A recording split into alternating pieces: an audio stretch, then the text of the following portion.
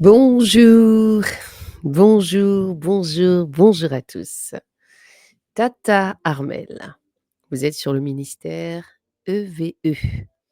EVE ministère. EVE qui veut dire tout simplement eau de vie édifie. Donc je suis ravie de vous retrouver encore comme tous les dimanches sur notre rubrique exhortation du dimanche. J'appelle ça exhortation du dimanche. Voilà, nous sommes sur la thématique de l'intimité avec Dieu. Comme vous voyez, c'est marqué juste à côté. Et puis vous avez le numéro de téléphone, vous avez justement la thématique, justement aussi voilà, qui est animée ici. Vous allez voir un petit peu ce qui se passe. Alors, comment allez-vous? J'espère que vous allez bien. J'espère que vous êtes bénis. J'espère que, voilà, vous vous ravivez et que vous prenez conscience, en fait, de votre marche. Parce que c'est le plus important pour moi, en fait, que vous compreniez la marche que vous faites avec le Seigneur. Je ne sais pas si la musique, elle est forte, mais bon, je vais la laisser comme ça. Donc, on va remercier le Seigneur pour ce moment. Père éternel, que tu prennes encore le contrôle et que tu fasses encore ce que tu veux, Seigneur. Tu connais mes intentions, tu connais l'intention de mon cœur cet après-midi. Pouvoir parler de toi avec sincérité, pouvoir parler de toi, Père éternel, avec amour, avec, avec véracité, avec force et puissance, avec vérité, Seigneur. Je bénis ton nom encore de prendre le contrôle de cet instant et que c'est seul toi seulement qui agis encore dans le nom de Jésus. Amen, amen, amen. J'aime souvent dire amen, amen 3 fois.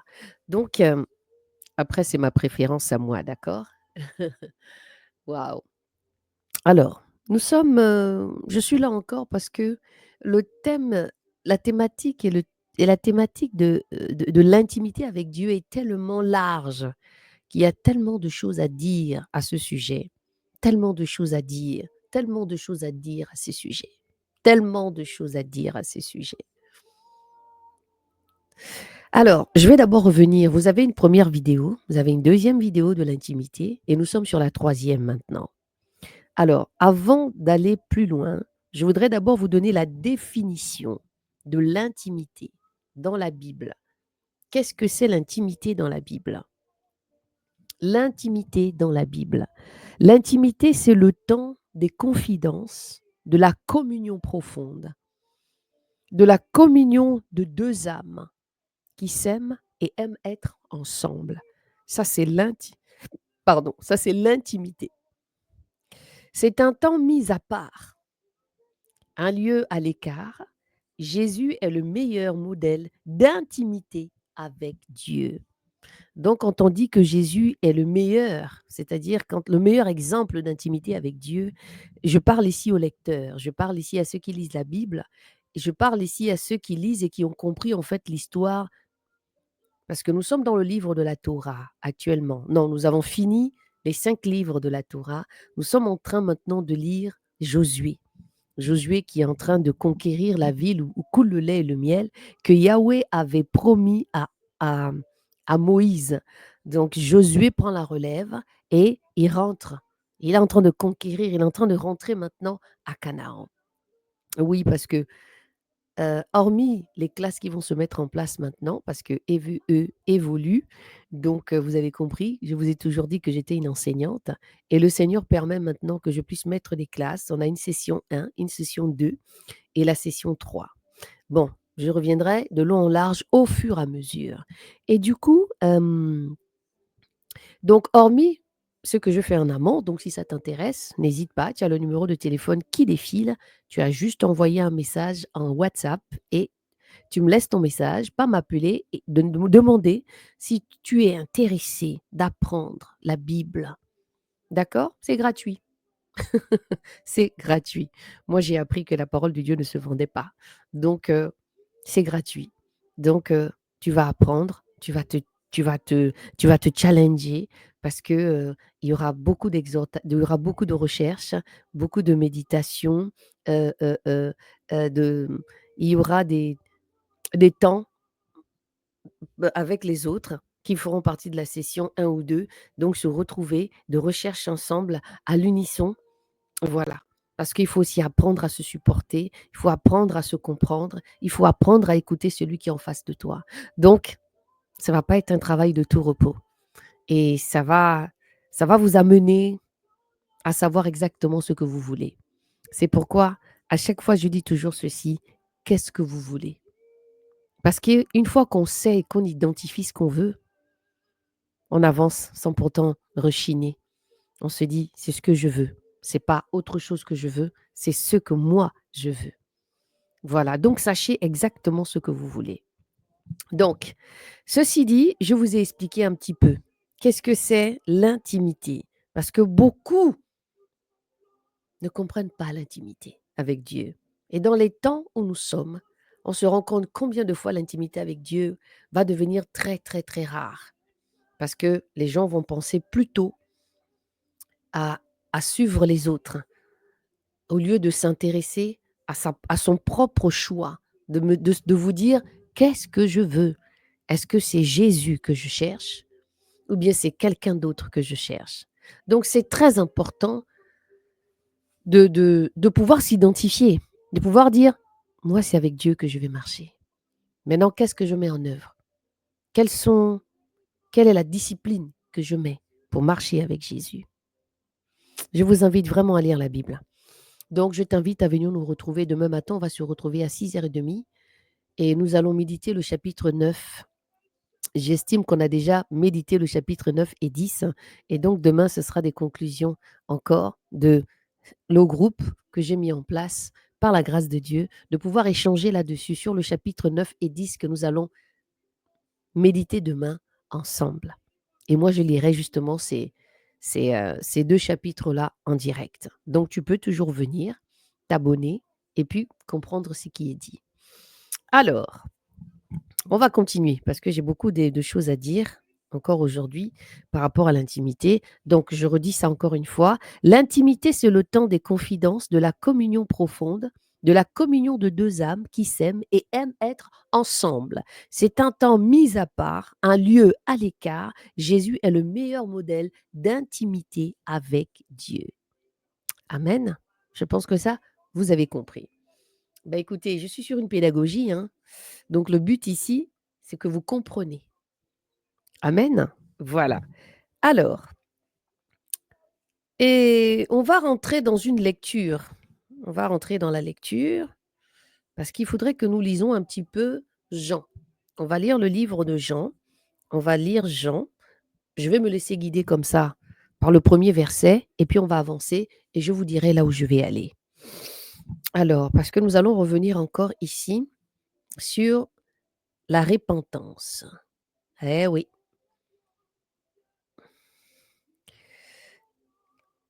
La repentance. On va voir qu'est-ce que c'est la définition de repentance. Parce que ça va, vous allez voir le lien, hein. Repentance.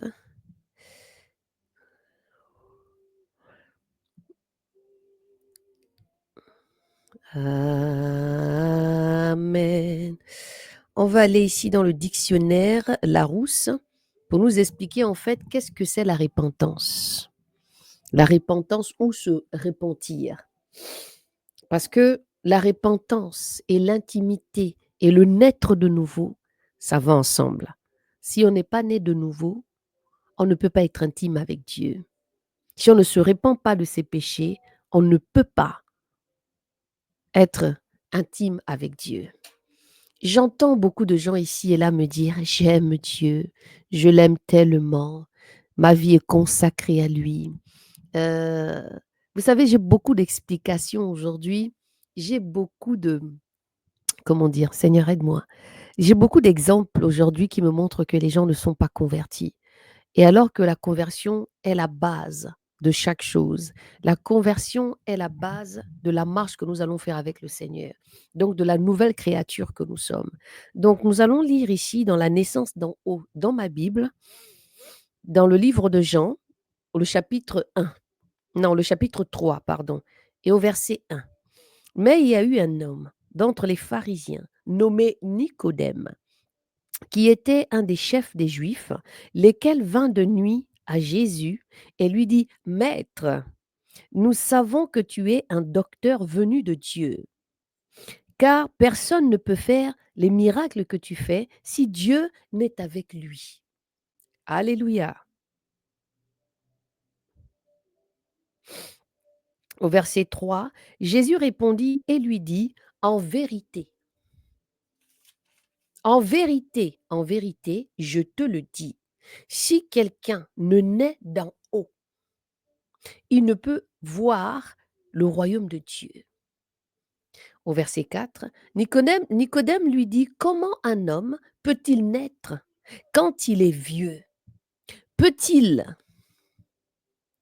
peut-il entrer dans le sein de sa mère et naîtra une seconde fois?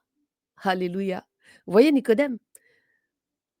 Nicodème pose la question à Jésus parce que Jésus lui dit, il vient vers Jésus. Il dit à Jésus, mais il dit à Jésus,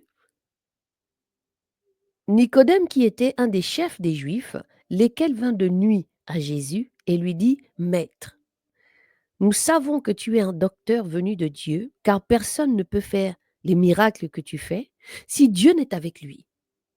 Donc il estime quand même que Jésus avait quelque chose de Dieu en lui, qui fait qu'il faisait des miracles. Il était convaincu de ce que Jésus pouvait faire. Il lui a appelé maître. Et au verset 3, Jésus répondit et lui dit, en vérité, si je te le dis, si quelqu'un ne naît d'en haut et ne peut voir, il ne peut voir le royaume de Dieu. Donc ici, on parle de la nouvelle naissance. Comme la Bible qui dit que quand quelqu'un est en Christ, il est une nouvelle créature. Les choses anciennes sont passées et voici toutes choses sont devenues nouvelles. On est dans 2 Corinthiens 5 au verset 17 qui nous dit ici, si quelqu'un est en Christ, il est une nouvelle créature. Et quand quelqu'un est une nouvelle créature, qu'est-ce qui va se passer? Il va se passer que la personne va commencer à s'intéresser aux choses de Dieu. Il va commencer à s'intéresser à Christ. Il va commencer à s'intéresser à ce qui concerne l'identité de Christ. Il va commencer à fouiller l'esprit qui va l'amener à devenir cette nouvelle créature, va le pousser à chercher des choses du ciel. Comme la Bible dit que le Saint-Esprit nous enseigne la justice et le jugement. C'est pourquoi il y a des choses que quand quelqu'un est converti, ne pose plus comme question. Est-ce que je dois porter des boucles d'oreilles? Est-ce que je dois porter un pantalon? Est-ce qu'une femme doit faire ceci, doit faire cela? Parce que tu as le Saint-Esprit avec toi. Tu es devenu une nouvelle créature. C'est-à-dire, c'est comme si en fait tu ouvres la porte, quand tu traverses de l'autre côté, tu n'es plus la même personne. Et le problème aujourd'hui majeur que je constate, c'est que les gens, vous n'êtes pas convertis. Peut-être que tu vas passer par là et tu vas te dire, mais qu'est-ce que tata Armel raconte? Oui, moi, mon prénom c'est Armel, mais on m'appelle tata Armel maintenant. Je suis une tata, je suis une mamie, je suis une grande sœur, une petite sœur. Je suis, voilà, je définis tout ça en même temps. Je suis ta sœur aussi. Donc, je ne suis pas ici pour te vexer. Je suis juste ici en train de te dire de, de te revoir et de te poser la question de savoir, es-tu réellement converti? Si quelqu'un est en Christ, il est une nouvelle créature. Les choses anciennes sont passées. Voici toutes choses sont devenues nouvelles. Est-ce que quand tu dis que toi, tu es converti, ou bien tu dis, moi, ma vie est scellée en Jésus. Ma vie, j'ai donné à Jésus. Mais qu'est-ce que tu lis dans la Bible?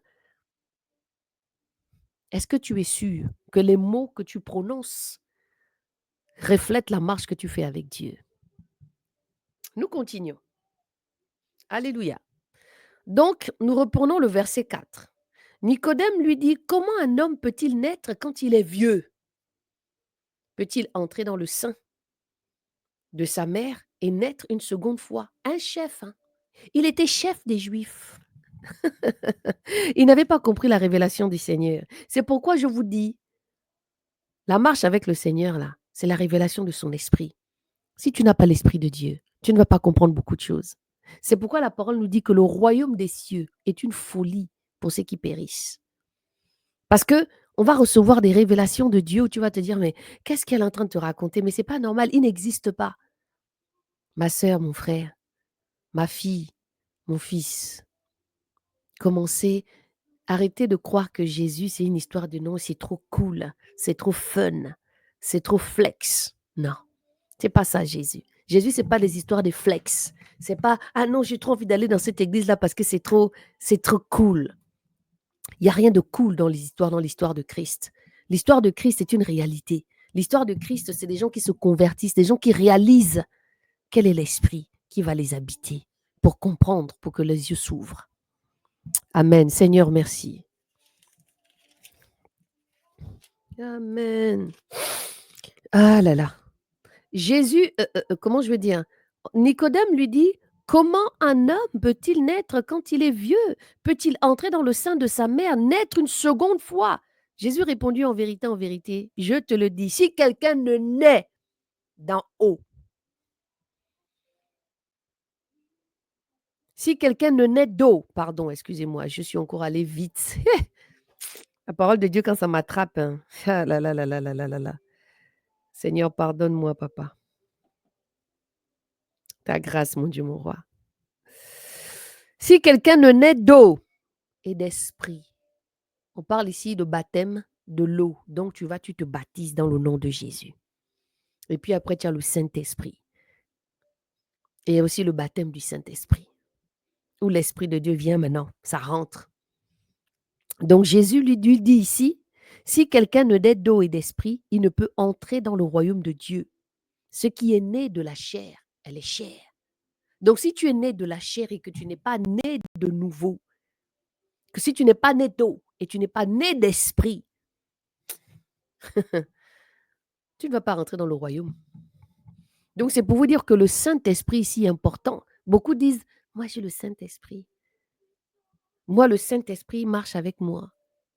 Mais je me pose toujours la question, quel est ce Saint-Esprit-là qui ne sait pas te dire que quand tu dois venir devant, ou bien quand tu dois te présenter devant Dieu, tu as une façon de te présenter devant le Seigneur, que tu dois lire la Bible, que tu dois passer du temps dans sa présence, que tu dois jeûner, que tu dois plus marcher avec tout le monde.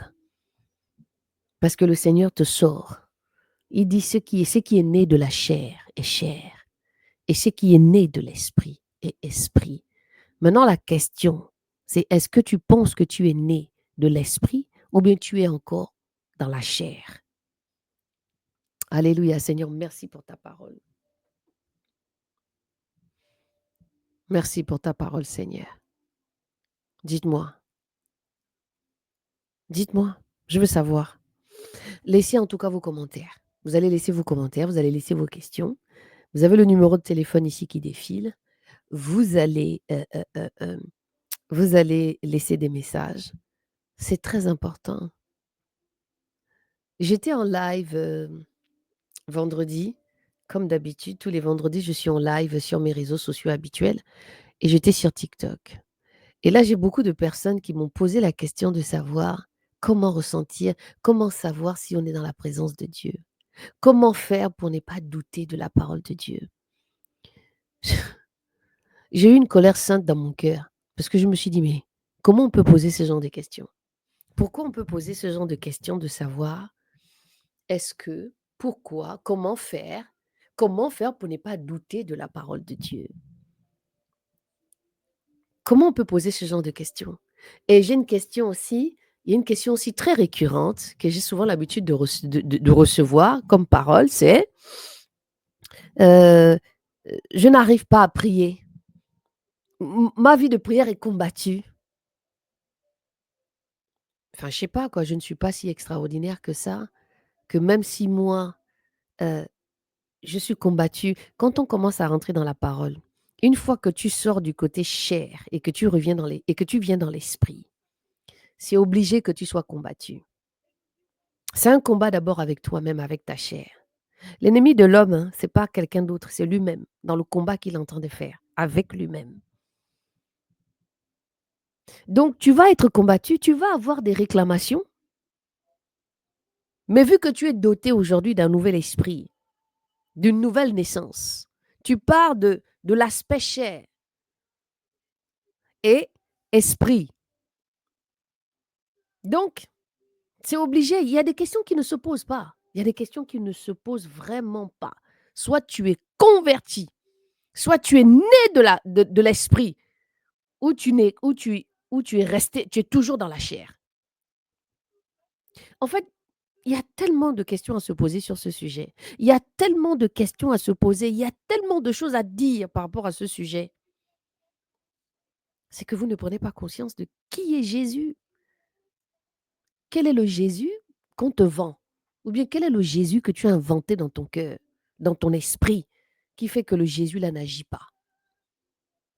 Et que qu'on arrive à poser ce genre de questions. Quand tu vas à l'église, tu vas pourquoi?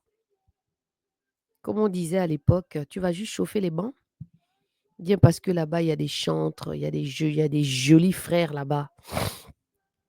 C'est pourquoi tu te dis, bon, ben, allez hop, je vais aller, ça va me distraire un peu, je vais faire du bien à mes yeux. Mais en fait, l'identité de ce que toi, tu devrais être, tu ne l'as pas encore décelée. Ou tu attends peut-être un déclic pour comprendre qu'en fait, Jésus, il est réel. Alors, si quelqu'un ne naît d'eau et d'esprit, il ne peut entrer dans le royaume de Dieu. Ce qui est né de la chair est chair, et ce qui est né de l'esprit est esprit. La Bible dit que nous sommes des esprits qui habitons dans des corps. Et quand tu donnes ta vie à Jésus, cet esprit-là, il prend son identité. Et le Saint-Esprit qui est la justice. Vous savez, c'est même cet esprit, c'est le Saint-Esprit que Jésus nous dit, il ne va pas nous laisser comme des orphelins. Donc, quand tu sors de l'état charnel, donc l'état de la chair, et que tu deviens esprit, il vient. Il vient en toi. Mais j'ai l'impression qu'il y a des gens qui veulent être chrétiens, soi-disant. Ils se convertissent, mais je ne sais pas dans quel sens, parce que ça ne ressemble pas à comment moi je me suis convertie. Et puis, je ne sais pas, ils sont entre deux, ils sont à cheval. C'est-à-dire, on est un peu charnel, on est un peu dans l'esprit, et puis on est un peu, enfin, je ne comprends pas trop ce phénomène, mais bon. Et le verset 7 nous dit, ne t'étonne pas de ce que je t'ai dit, il faut que vous naissiez d'en haut. Le vent souffle où il veut, et tu en entends le bruit, mais tu ne sais pas d'où il vient, ni où il va. Il en est ainsi de tout homme qui est né de l'esprit. Qu'est-ce que Jésus veut dire ici? Il veut dire que quand on devient un esprit, on ne peut plus, on n'est plus insaisissable. Les gens ne peuvent plus te saisir. Il dit, ne t'étonne pas de ce que je t'ai dit. Il faut que vous naissiez d'en haut. Le vent souffle où il veut et tu entends le bruit, mais tu ne sais d'où il vient, où il va. À méditer, à méditer. Je vous laisse méditer là-dessus. Moi, je suis là juste pour vous donner des informations pour 30, 35 minutes, 40 minutes ou 45 minutes, pour que vous compreniez.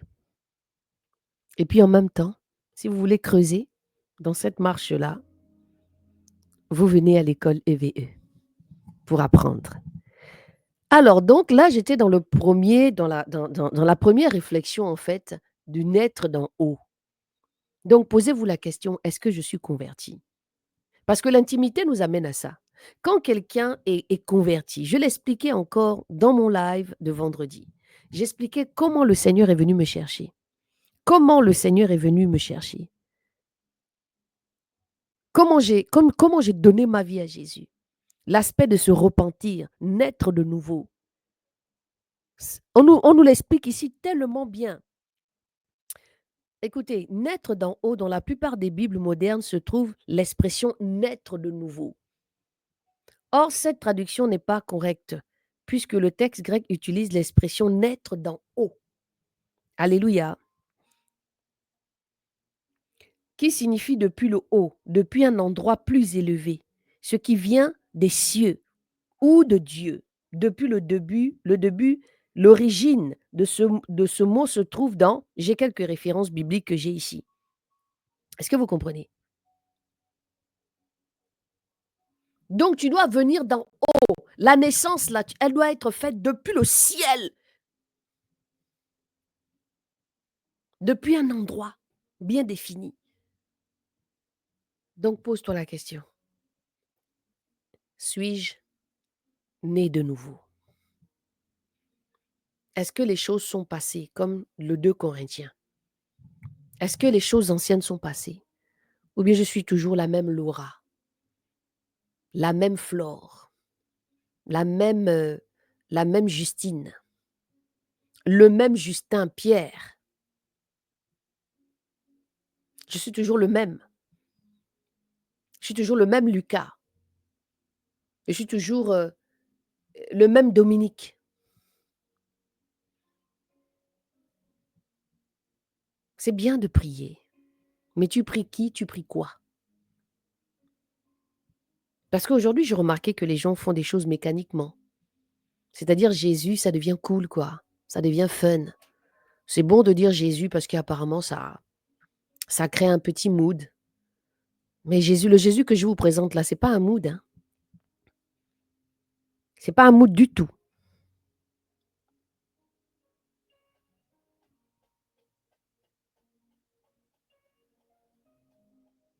Merci Seigneur pour ta parole. Merci Seigneur, merci Seigneur. Maintenant, nous allons revenir. Je vous amène maintenant sur la définition de repentir, repentance. Parce qu'il faut se repentir. Mais on se repent de quoi? On se repent de qui? Alléluia. Et puis après, je vais vous lire quelques petits versets. Merci Seigneur pour ta parole. Amen, amen, amen, amen, amen. Ici, je suis dans Larousse où nous parlons de repentance et le nom féminin de se repentir. Alléluia. Littéraire regret douloureux de ses péchés. Amen. Repentance, regret douloureux de ses péchés. La citation de la Bible est, c'est quoi toutes ces publicités-là? Car le don et l'appel de Dieu sont sans repentance. Bon, apparemment, il n'a pas grand-chose à me donner sur la repentance.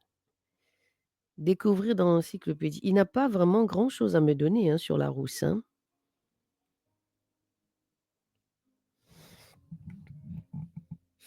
On nous parle ici, en fait, de la repentance, le regret douloureux de ses péchés. Donc, c'est-à-dire tu dois regretter tout ce que tu as fait dans ta vie. Et j'expliquais ça déjà, j'expliquais ça vendredi, que quand le Seigneur est venu me chercher, quand il m'a demandé de rentrer à la maison, il m'a dit, Armelle, rentre à la maison. Je me suis posé la question, donc je suis dans ce monde, je ne suis pas chez moi, j'ai un autre endroit où je devais me retrouver. Parce que si Dieu me dit rentre à la maison, c'est qu'il y a quelque chose. C'est que je ne suis pas chez moi. Je suis sûrement à un autre endroit. Et c'est quand j'ai continué avec lui que je me suis rendu compte que mince, j'ai eu ce cœur-là comme ça rempli. Je me suis sentie comme quelqu'un qui avait fait du mal à Dieu. Je me suis dit, waouh Seigneur, comment j'ai fait ça? Pourquoi? J'ai eu un sentiment de regret, un sentiment de feu, un sentiment, quelque chose qui m'a pris dans le ventre, dans le corps, dans mon esprit. J'ai senti quelque chose qui est venu me bousculer. Ce n'est pas un homme qui m'a attrapé, ce n'est pas un homme qui m'a touché. Ce n'est pas un homme qui m'a touché, c'était quelque chose qui était au-dessus de l'homme, quelque chose de puissant. C'est quelque chose qui n'a pas de nom, quelque chose ça m'a touché. Et depuis ce jour-là, j'ai expérimenté la repentance. J'ai expérimenté le naître de nouveau. Quand les gens témoignent de moi, on dit, hey, la femme là n'était pas comme ça avant. Je m'étais pigmentée, je mentais, je volais, je faisais des choses bizarres. Mais quand Dieu te met en face de lui, la mort, la croix, de pourquoi il est mort pour toi, je te promets que tu ne peux plus vivre les choses de Dieu n'importe comment. Tu vas comprendre l'importance. C'est ce qu'on appelle naître de nouveau. Es-tu né de nouveau? Alléluia.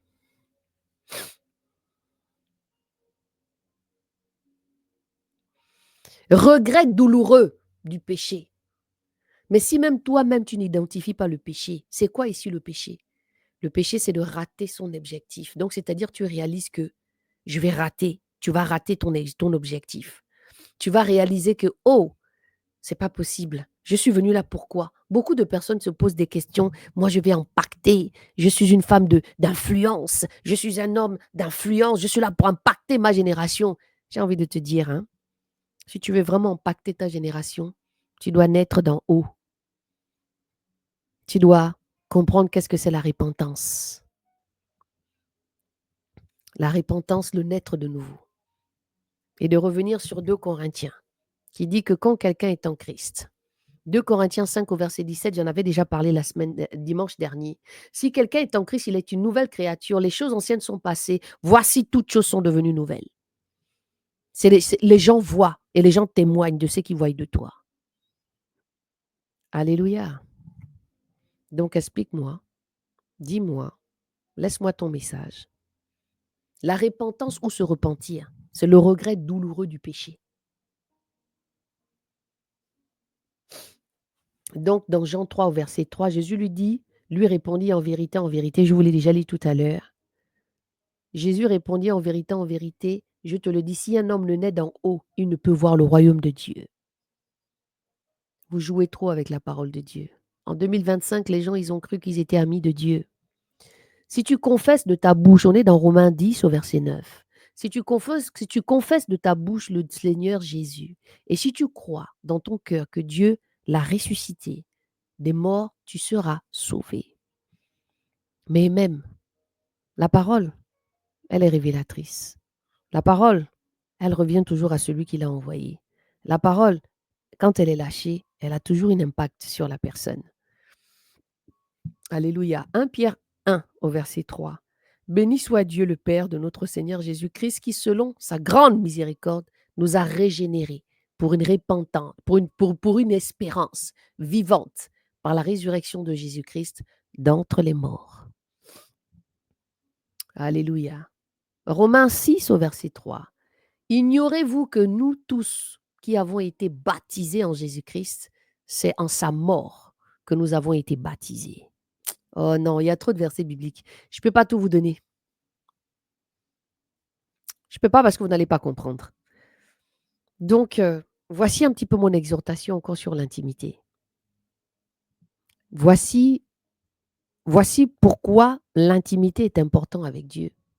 Il y a beaucoup de personnes aujourd'hui qui se font mener par le bout du nez, par n'importe qui, par des personnes qui prétendent connaître la parole, qui leur donnent des méthodes, parce qu'ils sont dans l'ignorance.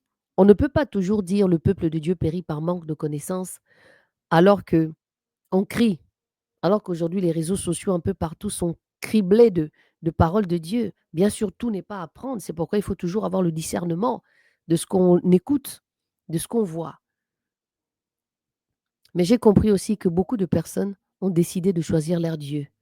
Ils ont décidé de choisir qui marche avec eux, qui ils veulent choisir, qu'est-ce qu'ils veulent entendre. Ceux qu'ils ont envie d'entendre et ceux qui n'ont pas envie d'entendre. Juste pour faire plaisir à leur chair. Parce qu'ils ne veulent pas la vérité. Parce qu'ils ne veulent pas se repentir. Parce qu'ils ne veulent pas changer. Parce qu'ils ne veulent pas être nés de nouveau.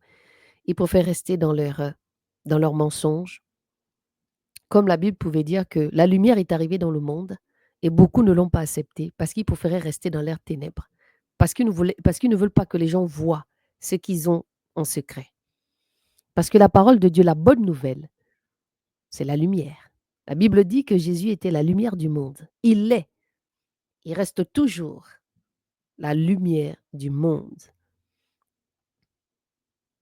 Donc, voici un peu les éléments que je voulais encore insister. Je ne sais pas si je vais revenir encore sur l'intimité, parce qu'on se rend compte tout simplement que l'intimité ici, tu ne peux pas être intime de quelque chose que tu ne connais pas. Tu ne peux pas être intime si tu n'as pas réalisé pourquoi. Tu ne peux pas réaliser L'intimité, si toi-même tu n'as pas compris pourquoi tu dois être intime avec cette personne. Et ça vient d'abord sur une base. Qui a fait quoi? Pourquoi tu vas être intime? Qu'est-ce qui se passe dans ton cœur? Est-ce que c'est parce que tu as vu ou bien si c'est important pour toi? Qu'est-ce qui est important? C'est pourquoi je ne peux plus aller loin dans les exhortations. Parce que j'ai remarqué que, voilà, il faut aller étape par étape. C'est une base. Pourquoi? Ici, ici je t'ai parlé de Matthieu 3, de Jean 3, au verset 5. Voilà, je t'ai parlé plutôt de Matthieu 3 au verset 5. J'ai commencé par le verset 1. Je t'ai amené jusqu'à 7 pratiquement, non, jusqu'à 8 je t'ai emmené.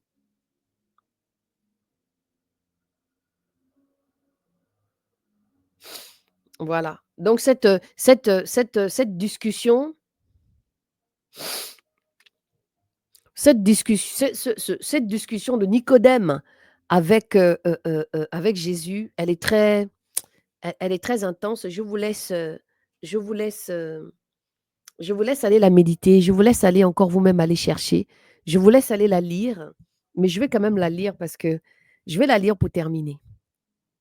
Mais il y eut un homme d'entre les pharisiens nommé Nicodème qui était un des chefs des Juifs, lesquels vint de nuit Jésus et lui dit: Maître, nous savons que tu es un docteur venu de Dieu, car personne ne peut faire les miracles que tu fais si Dieu n'est avec lui.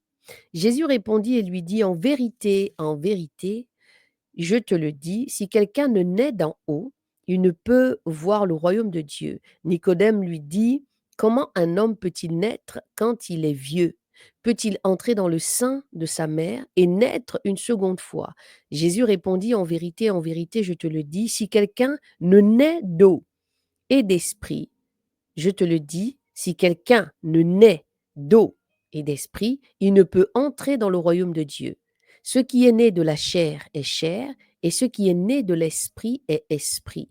Ne t'étonne pas de ce que je t'ai dit, il faut que vous naissiez d'en haut, le vent souffle où il veut, et tu en entends le bruit, mais tu ne sais pas d'où il vient, ni où il va. Il en est ainsi de tout homme qui est né de l'esprit.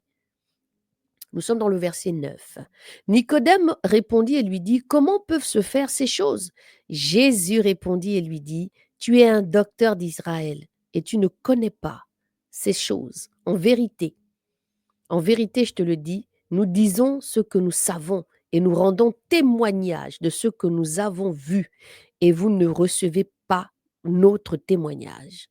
Si je vous ai parlé de ces choses terrestres et que vous ne les croyez pas, comment croirez-vous si je vous parle des choses célestes? Car personne n'est monté au ciel, si ce n'est celui qui est descendu du ciel, à savoir le Fils de l'homme qui est dans le ciel.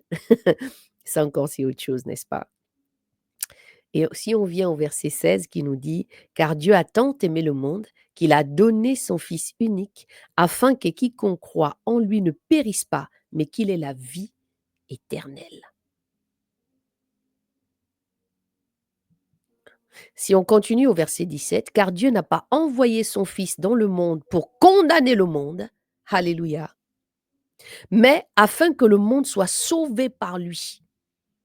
Celui qui croit en lui ne sera pas condamné, mais celui qui ne croit pas est déjà condamné.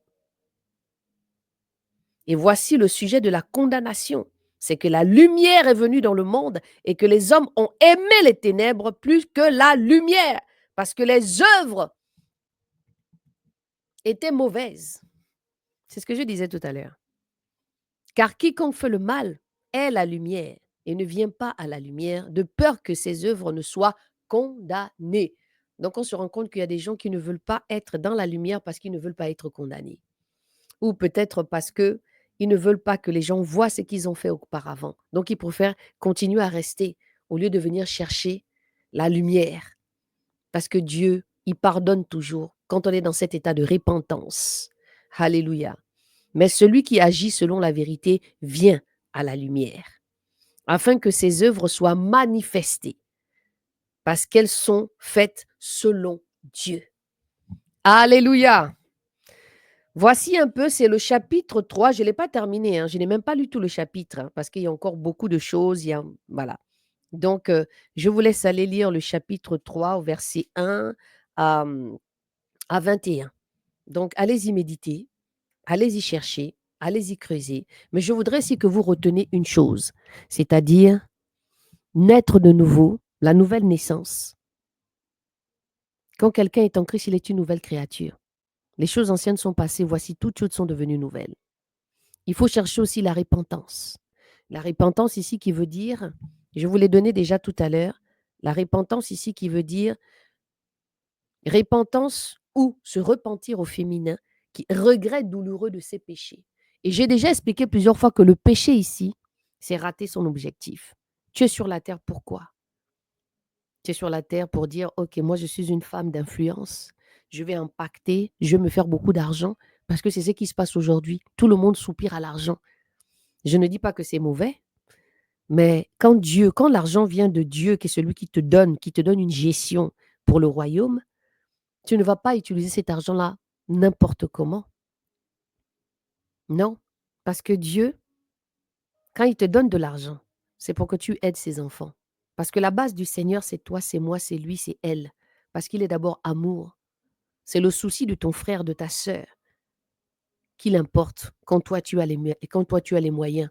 Ce n'est pas pour le prendre et puis commencer à faire, à faire je ne sais pas quoi avec. Même si nous savons, Dieu récompense toujours ses enfants. Il récompense toujours celui qui est fidèle avec lui. On l'a vu dans les Écritures, en tout cas moi je le vois dans les Écritures. Il reste fidèle à celui qui marche avec lui. Donc si tu n'as pas tous ces éléments, commence à réfléchir sur ton intimité, ton identité avec le Seigneur. Voilà. Je bénis le Seigneur encore pour ce moment. N'hésitez pas d'envoyer des messages. Ouf. N'hésitez pas de laisser des messages. N'hésitez pas de poser des questions. On se retrouve demain à 6h30, le chapitre 9 et le chapitre 10 de Josué. On est à la conquête de Canaan. Ça te parlera. Ça me parle de toute façon moi-même. Et donc, voici ce temps que le Seigneur a arrêté pour pouvoir encore nous exhorter à sa parole de Dieu. Voilà. Je vous dis à demain. Et je voulais juste rajouter comme ça que nous avons une conférence pour le mois prochain. Le thème ici, c'est Je suis mariée à une épouse, à un époux qui n'est pas chrétien. Donc, stratégie et conseils. Donc, je suis là pour vous accompagner. Je suis là pour écouter. Il y aura un temps de prière, de témoignage, d'exhortation avec la parole de Dieu. Tout le monde est invité. Donc, si toi, tu as des questions par rapport à ça, on va travailler ensemble. C'est l'exhortation. Aujourd'hui, on voit comment les couples sont détruits. On a des enfants qui sont derrière qui doivent apprendre c'est quoi, qu'est-ce que c'est le mariage, qu'est-ce que c'est nos parents qui s'aiment. Aujourd'hui, nous voyons des scandales à gauche, à droite. Et je vais juste mettre ma pierre à l'édifice et nous encourager. Quel est le comportement de la femme? Qu'est-ce qui se passe quand tu es sous pression? Ton temps de prière, ton comportement vis-à-vis de ton époux ou épouse. C'est tout ce que c'est tout ce que le Seigneur permet, que nous puissions travailler ensemble. Donc n'hésitez pas, il y a une participation. Laissez vos messages. Que Dieu vous bénisse en tout cas. Moi, c'est Tata Armel. Merci Seigneur.